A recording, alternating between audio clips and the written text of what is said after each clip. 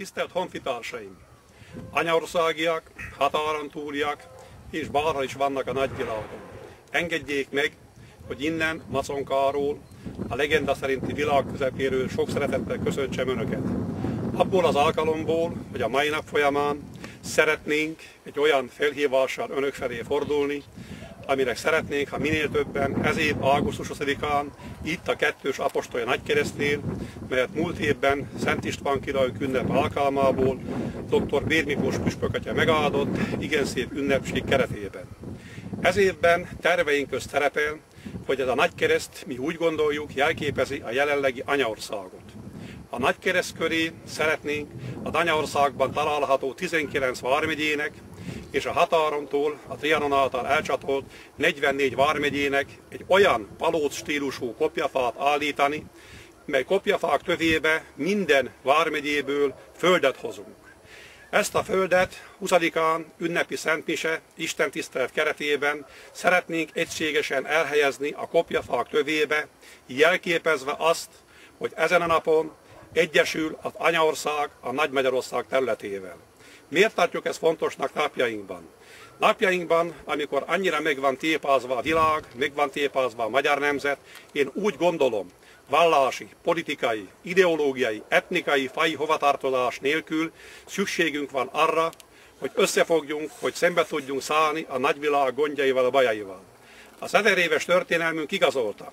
Sokszor kényszerítették térdre ezt a nemzetet, de ez a nemzet mindig talpra állott. Én úgy gondolom, hogy ez évben is ezt szeretnénk ezzel a gyönyörű szép kopjafaállítással a nagykereszt köré elérni, és ennek szeretnénk azt a nevet adni, mivel a nagykeresztünk Szent István király kettős apostolja nagykeresztje a magyaroknak, hogy a Szent István vármegyének kerteszémet szeretnénk ezen helynek nagy tisztelettel örök időkre a magyar nemzetnek, én a magam részéről, mint asztalosmester átadni. Mi is még ennek a jelentősége? Ifjúságunknak kötelességünk a múltunkat megőrizve, magasabb szintre, örök időkre nagy tisztelettel átadni. Átadni azért, hogy emlékeznünk szabad, sőt kötelező. Emlékezni kell arra, amin ez a nemzet átment augusztus 20-án, hiszen államépítő Szent István királyunk erős kézzel annak idején viszontagságok között, de egységbe tudta kovácsolni ezt a nemzetet.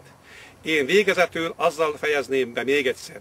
Nagyon sok szeretettel várunk mindenkit ez év augusztus 20-án, ezzel a rangos eseményre, ünnepségre, hiszen akkor tartjuk falunkban ugye a híres maconkai búcsút, mi úgy is mondjuk régi maconkaiak, hogy a vendégséget.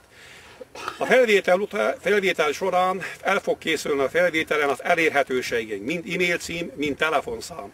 Bárkit szeretettel látunk ez a példanélkül álló vállalkozáshoz, hiszen tudomásunk szerint ilyen vármegyekert a Magyarország területén és a elcsatolt részeken nem igen létezik, és ezt történelemként szeretnénk itt hagyni az ifjúságnak, mi az idősebb generáció, hogy mindig emlékezzenek arra, hogy a magyarok akkor tudnak csak megmaradni, hogyha egységbe kovácsolódnak, nem marakodnak, kitartanak egymás mellett. Én ezzel be is zárnám a mondanómat, azzal a gondolattal, hogy Szent István királyunk szelleme örökké őrködjön a magyar nemzet sorsa felett. Ezúttal megkérem tisztelettel Zahár Béla plébános urat, ő is mondja el fölhívását nemzetünk honfitársainkhoz, bárhol vannak a világon. Köszönöm szépen! Felhíváshoz csatlakozva minden jó akaratú testvéremet szeretettel köszöntöm, és várom erre a helyre, ahol Szent István király tiszteletét őrizzük, és törekszünk arra, hogy minél szélesebb körben megismerjék az ő életét és művét, és nemzetünkért, jövőnkért való imádságban és tevékenységben összekapcsolódjunk. Az összefogásnak, az egységre való törekvésnek, az akaratnak már nagyon szép eredményei, gyümölcsei vannak ezen a helyen. Hálatelt szívvel emlékezünk arra 2007-ben történt eseményre, amelynek során Szabó Géza kanonok úr által Szent István király ereklyéje ide került templomunkba. Ez még inkább Maconka és környékének és messzebb lévő vidékeknek a Szent István tiszteletét erősítette, és ehhez kapcsolódott az az esemény, amikor ez a kettős kereszt megvalósulhatott az összefogásnak szép példájaként.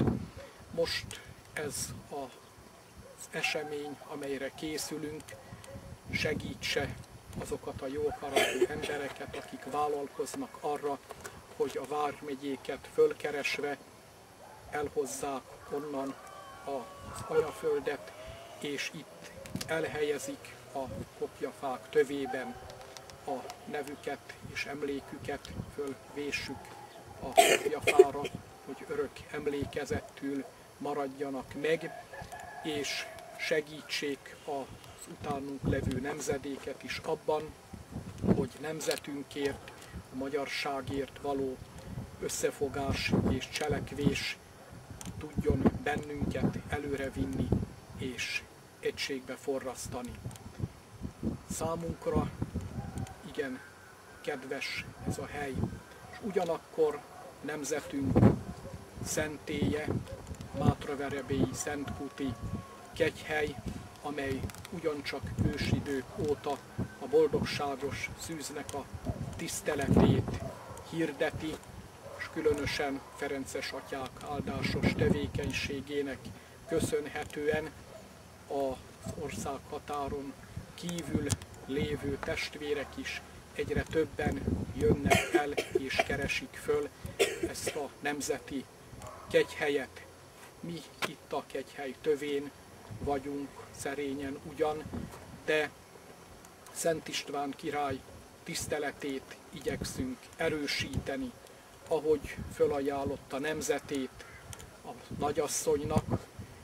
Ez a tett bennünket is arra sarkaljon, hogy Szent István örökében mi is megtegyünk mindent egymásért és nemzetünkért.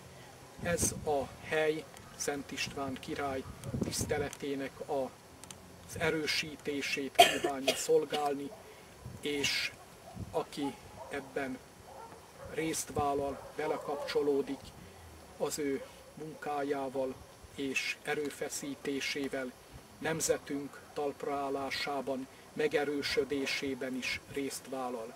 Ehhez kérjük Isten segítségét, a nagyasszonynak a közbenjárását és Szent István példáját, hogy lángoló szeretettel és igyekezettel tegyük a jót nemzetünkért és szűkebb közösségünk Maconka javáért.